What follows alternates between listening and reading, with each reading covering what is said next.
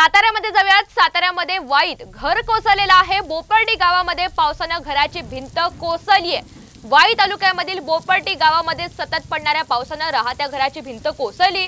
गणेश किर्द यांच्या घराची भिंत कोसळलेली आहे। सुदैवानं या घटनेमध्ये कोणतीही जीवितहानी झालेली नाहीये।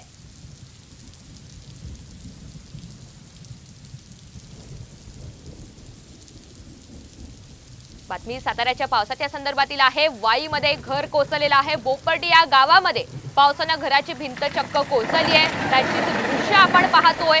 हे एक दृश्य आहे साम टीव्हीवर।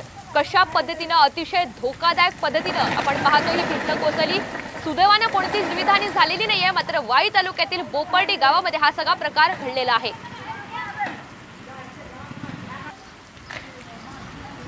सतत पडणाऱ्या पावसामुळे राहत्या घराची ही भिंत कोसळलेली आहे। गणेश किर्दत यांच्या घराची भिंत कोसळली।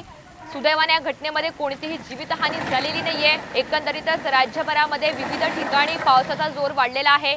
प्रशासन सुद्धा वारंवार काळजी घेण्याचं खबरदारी घेण्याचं आवाहन करत आहे। मात्र पावसाचा जोर एकीकडे वाढलेला असताना अशा पद्धतीनं वाईमध्ये आपण पाहतोय ह्या घराची भिंत कोसळली। ओंकार कदम प्रतिनिधी आपल्याला अधिकची माहिती देत आहेत। ओंकार, वाईमध्ये हे घर कोसळलंय, सध्याची काय परिस्थिती आणि तिथल्या घरातील नागरिकांचं स्थलांतर करण्यात आलंय का? नक्की सातारा जिल्ह्यामध्ये गेल्या 4-5 दिवसापासून सतत मुसळधार पाऊस कोसळतो आणि त्यामुळे सखल भागामध्ये सुद्धा आता पाणी साठायला सुरुवात झाली होती।